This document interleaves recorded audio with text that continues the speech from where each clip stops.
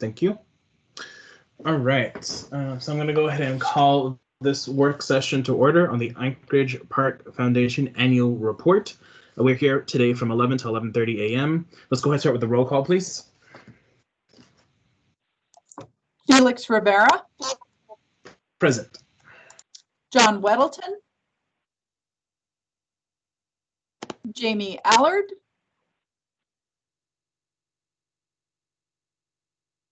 Christopher Constant. Forrest Dunbar. Here.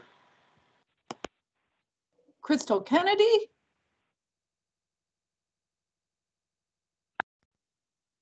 Suzanne LaFrance.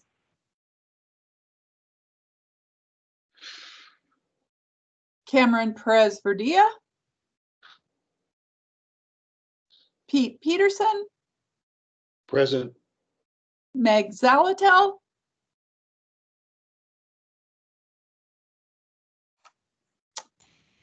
You're all Thank you. set, Mr. Chair. Thanks. All right. As usual, if folks want to get in the queue, please put yourself in the chat or text me if you can't access the chat.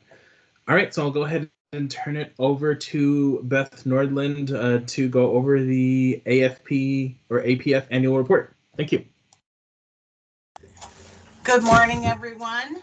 This is my first presentation to the Assembly via Teams. So thanks, everyone. I'm Beth Nordland, Executive Director of the Anchorage Park Foundation. I have learned how to share my screen, and I will do that now with this impact report. Can you see that? Want to note really quickly, we can, yes, thank you. Want to note really quickly for the record, we've been joined by Mr. Perez Verdilla and Ms. Kennedy. Please continue. Okay. Thank you. You have in front of you the Assembly report. And I practiced being on Teams yesterday with the clerk, so this is good. I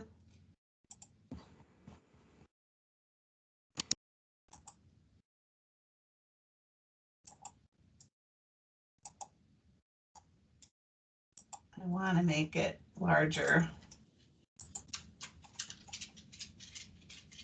Looks like some people are waiting in the lobby. There it is. All right. So this, you see before you the 15-year impact report that we've recently distributed to the donors to Anchorage Park Foundation and the volunteers that support parks and trails. And so this tells a story of our accomplishments and the impact we've made in parks and trails over 15 years. And of course, the audience for this is donors and volunteers. You'll be looking at it from a slightly different angle in that you have a custodial duty to take care of the public lands, and that we see that as our objective too. At the Anchorage Park Foundation, we mobilize public support and financial resources for our parks and trails in our city. This year, of course, we have seen a real need for our parks and trails, possibly like never before, right? People are needing to get outside. And the Anchorage Park Foundation has had to pivot in the year of a pandemic. We certainly noticed that we are an entity that's very heavy on doing events and bringing people to celebrations and doing ribbon cuttings and celebrating. And we've been investing in changing a little bit of the way that we do business, which you'll learn more about. But it's been an exciting year and one that has had a lot of challenges, as you are aware. I will take us this is the next page. There's a lovely photo of me talking about Connect Anchorage. But you'll want to know that this is our public-private partnership, and we work most closely with the Parks Department, supporting them in improving the parks and trails, hopefully community-driven projects. Those are the ones that receive a lot of our focus and attention. You'll see the quote from Josh down there at the bottom is about how a lot of our projects end up going from, let's say, a challenge grant, and then they become a youth employment and parks project, or they inspire the community to look at their park differently. It ends up being a trail project, or even pulling in an inclusive playground. So we really like it when our projects speak to one another like that. And we leverage dollars for those kinds of projects, bringing them in different ways. But we engage the public, and we help inspire the public for community-driven priorities. I think the Parks Department especially enjoys the partnership because we often provide match for, let's say, a federal grant.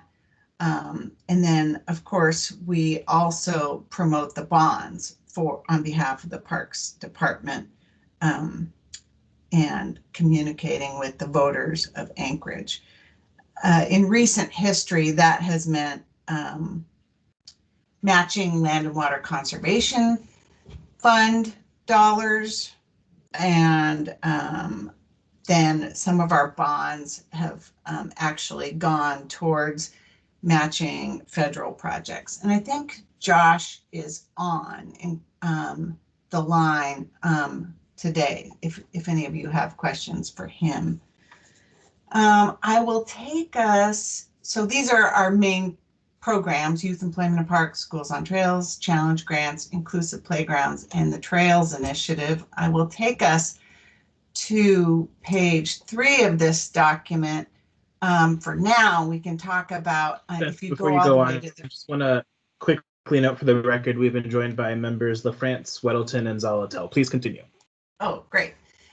So on page 3, you will see, if you look at the right here, you can see in the form of a sign tower that you'll see in our parks on our trail system, that over the last 15 years, we've raised over $41 million. Those are dollars that are inside of the Park Foundation. So that's private dollars, volunteer time and materials, Rasmussen Foundation dollars, legislative funding, and federal dollars.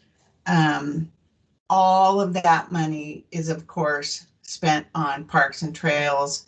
These are our public lands, and that is why it is a charity. All the investment is for the public good. And then if you take a look directly to the left, you will see that we have also advocated for park bonds, and that has resulted in $48.6 million in investment in park and trail projects.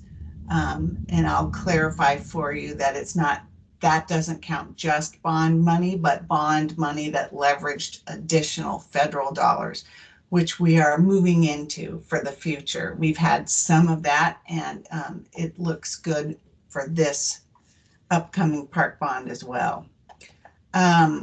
But again, I will say that in the year 2020, our entity is, we're inching up with our federal investment. We're completely flat on state investment, and we're in transition with some of our other dollars. So interesting for you to know, but all for parks and trails. Back to page 2. This is where we talk a little bit about what we've accomplished in some of our programs, and I can talk about our accomplishments and then talk a little bit about what's happening with each one of them in this year and into the future. Schools on Trails is the brown medallion there. It talks about this program. Of course, we initiated the program in 2014, and we talk about how many students we have introduced to getting kids outside. What we talk about with the trails, with the Schools on Trails program, is that we're trying to make our trails more useful to teachers and to families for outdoor learning, for exercise, for getting outside. And so that's for students and teachers and families.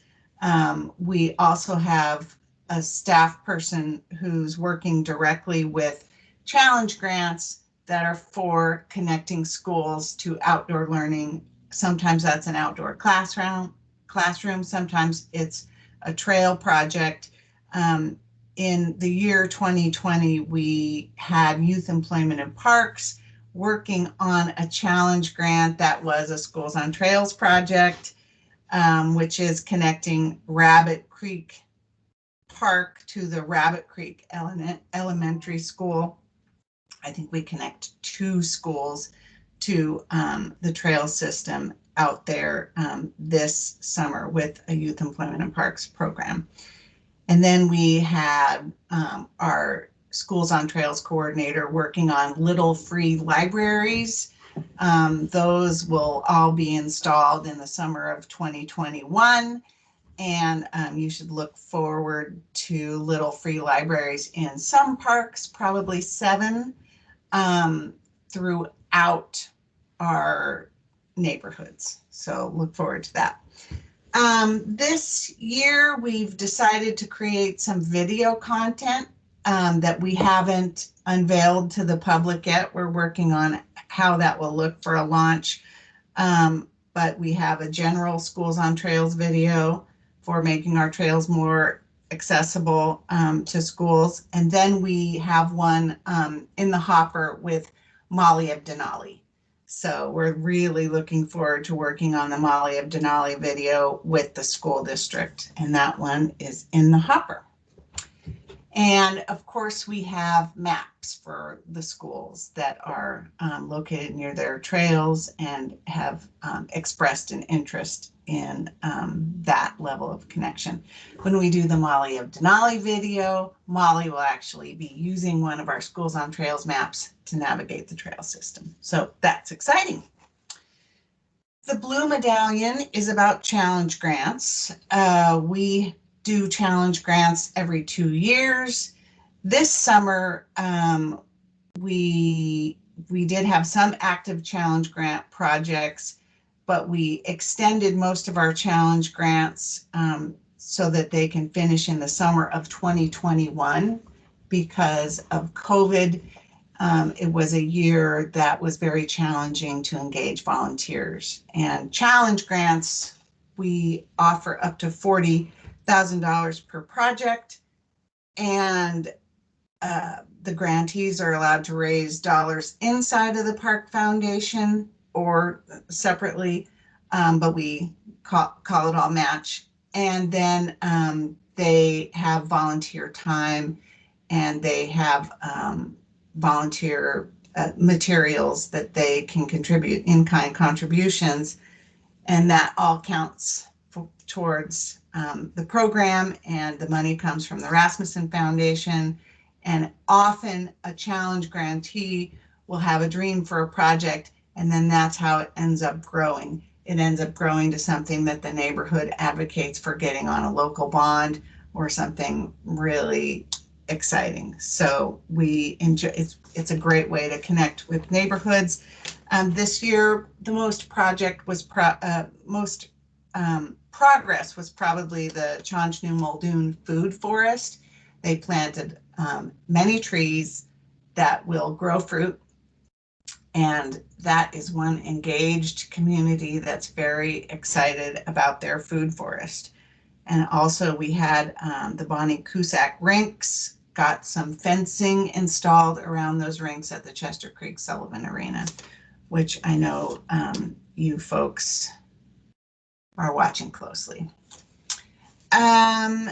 And then the gold medallion is about youth employment in parks. That is a number that tells you how many people we have hired over the last 15 years, and that's 390 Anchorage youth have gotten great opportunities in our parks. This year, we started the program, the full program late. Due to COVID, we accomplished less work, but reportedly the teens were able to bond with each other, and no one got COVID at the time, and we operated safely, and we look forward to another safe summer in 2021. We learned how to work outside in masks with hand washing stations, and it was really reportedly a great summer in 2020. And we look forward to 2021 with our projects that already have funding. The Anchorage Park Foundation seeks grants constantly for the education, recreation, and also the work that the Youth Employment in Parks teens do. I think I'd like to draw your attention to the potential for the future. We are an accredited corps, and with the Biden administration coming in, there appears to be interest in funding more core work. So we look forward to projects like tree planting and revegetation after spruce bark beetle removal. We look forward to exciting new projects that could come our way with our federal partners that we just stay in constant contact with. I'll take us to page 5, which is about inclusive playgrounds there. Or actually, this is page 3. We have rebuilt or built 16 playgrounds that we consider inclusive to date. And I have told you before that we consider ourselves, we have learned we are a national leader in this effort. We have created amazing maps and resources for people to learn about the benefits of inclusive play. And this year is no exception. We have 4 videos in the works that have not been launched, but I'm going to show you one today. And then we are remaking our map because we're out of it. And we want to add our new playgrounds to the map as well. The ones that are in the pipeline that will be inclusive, we have Fairview Recreation Center, Frontierland Park, William B. Lyons, Taku, Elderberry, and Takishla, and that will get us to 22 inclusive playgrounds that we are excited to promote and keep on our maps and keep talking about. Right now, I'm going to show you a video, and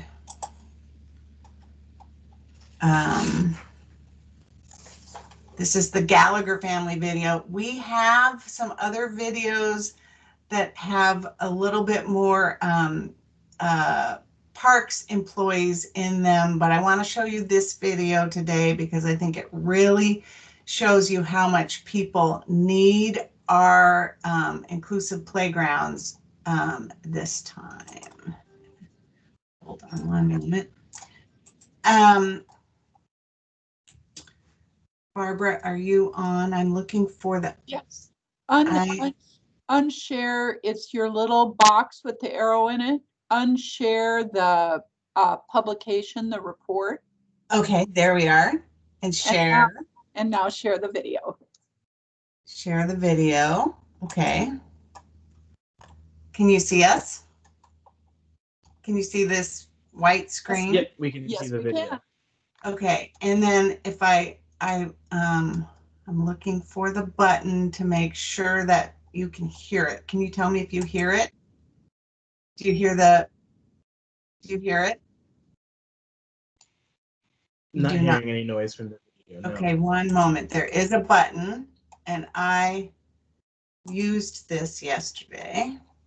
Okay, we're at the big screen. You can see the full screen. Diana, can you unmute yourself and see if you can tell me where that button is one more time? I practiced this yesterday. I wonder if you should, it's down below the video. It's on your screen. It's on your Teams screen underneath the video. Okay, that's right. It's on the team screen. I can't see it, but it's on the Teams screen. Okay, got it. Okay.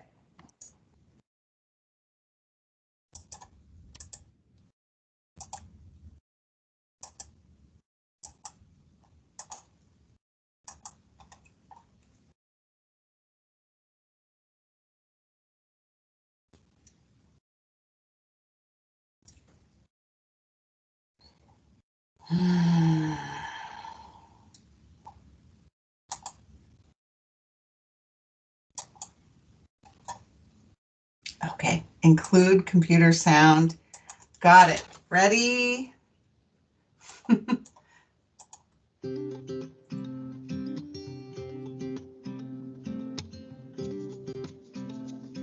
So we have the 4 kids, and our oldest is on the autism spectrum. The next 2, well, all 3 of the older kids have ADHD, and the 2 in the middle experience pretty high anxiety. Their fight or flight is pretty high.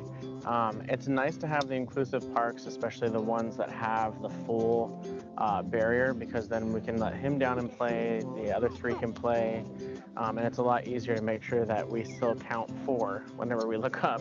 There's a lot of great sensory opportunities, even at parks like this one, and we really appreciate that, so our kids can get the sensory needs met.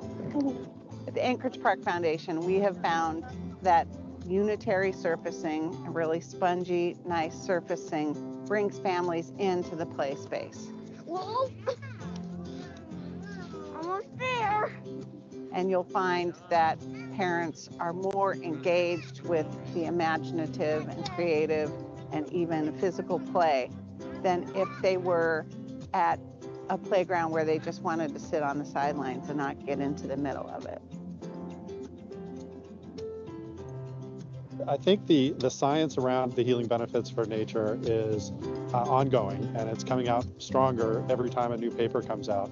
It's been shown to be very helpful for all people, but where it's really been shown to be helpful is for people, and especially kids, with anxiety disorder, ADHD, some of those other diagnoses that can make kids pretty anxious and stressed out inside, but as soon as you take them into nature, they tend to calm down, they tend to focus better, they tend to really interact with people and their environment much better than they do indoors. And those studies are coming out stronger and stronger now. Inclusive parks are really important for our family. They're paramount to our family's health. We need them just to be able to enjoy each other. We don't have a lot of space at home, and we don't have a safe area outside at home. They're all there, they're safe, there's things for them to do, it captures their attention.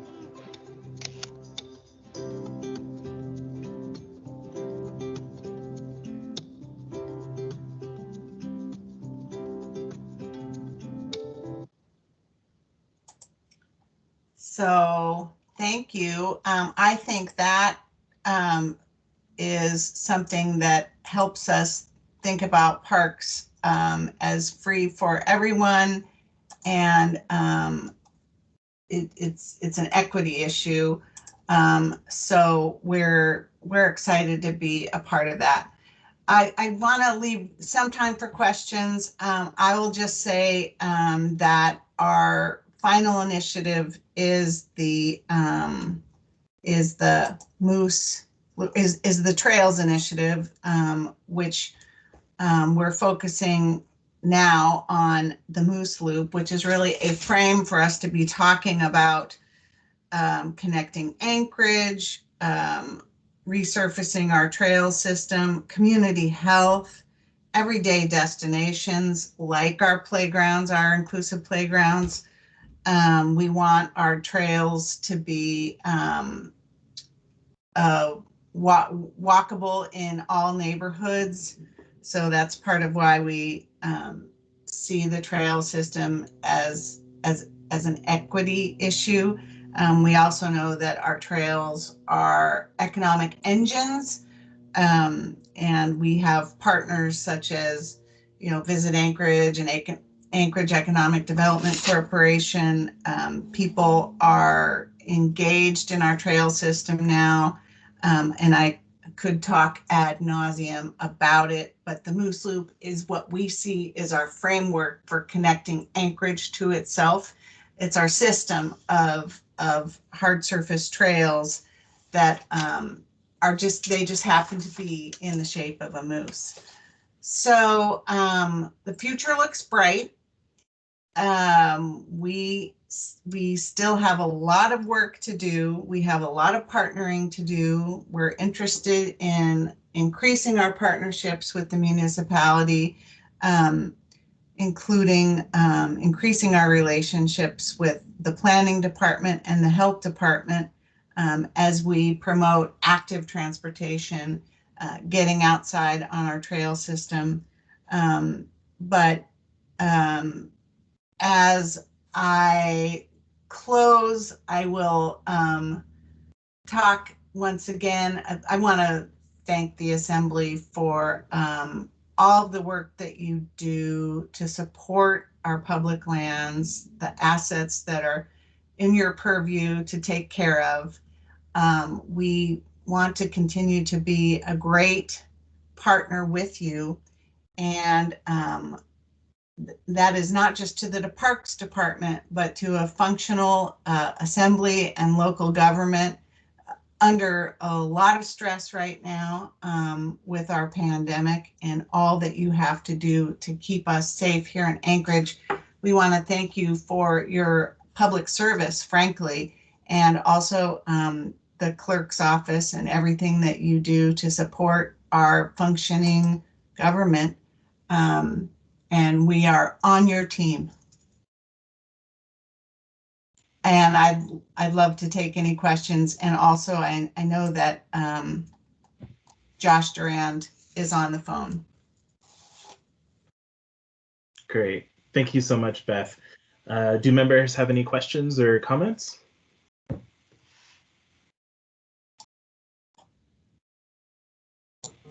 Mr. Dunbar?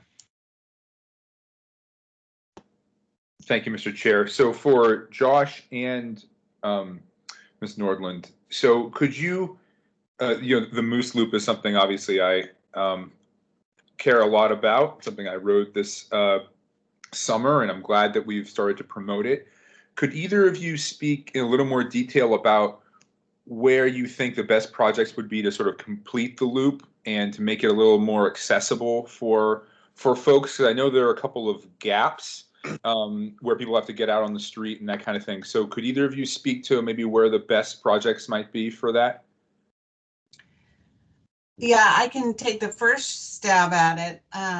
We know people are interested in a safer crossing at Lake Otis on the Campbell Creek Trail. That one looks to be expensive, and we need to be kind of in it for the long haul, keeping that project on the plate, but not sure quite how we're going to generate the funding for that. The Ship Creek Trail is one that we're excited about, better connecting to the coastal trail. And I think Josh can talk about that project a little bit more directly. We like the way it's going through Mountain View on our on Peterkin Boulevard, the bike boulevard. And maybe after we focus on the Ship Creek Trail and focusing on the Fish Creek Trail and Spenard, another connection that can be a little tricky is getting from the Campbell Creek Trail to the Coastal Trail via Kincaid. Josh, do you want to jump in? Sure. Thank you, Beth. And through the chair to answer Forrest's question. Good question, by the way.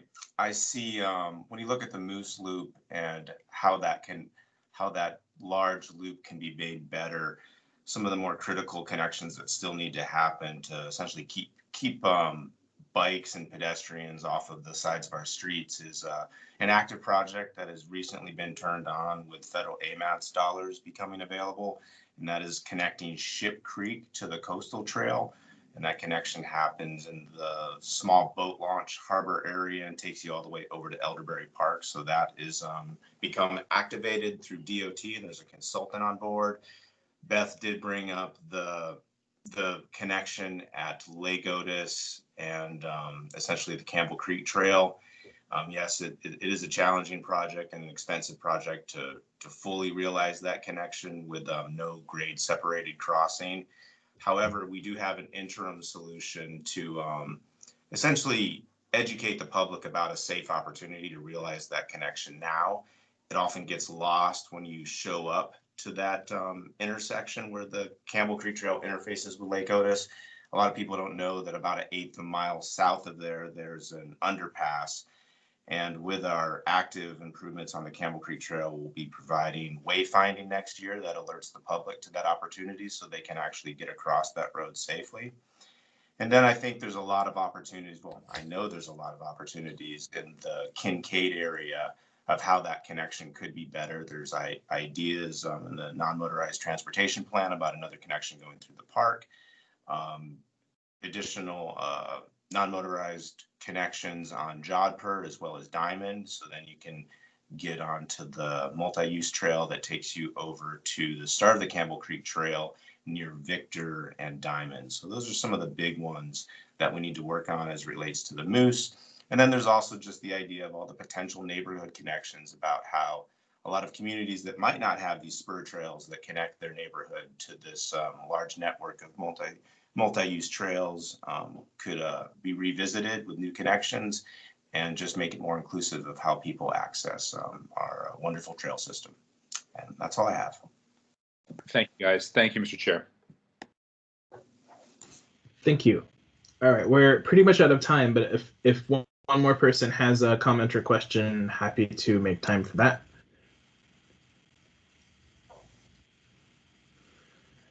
All right, not seeing anyone else. Thank you so much, Beth, for all of your work, and Josh for this wonderful partnership, and looking forward to seeing the fruits of your labor. With that, I'm going to go ahead and end this work session, and I'll see everyone again at 11:40.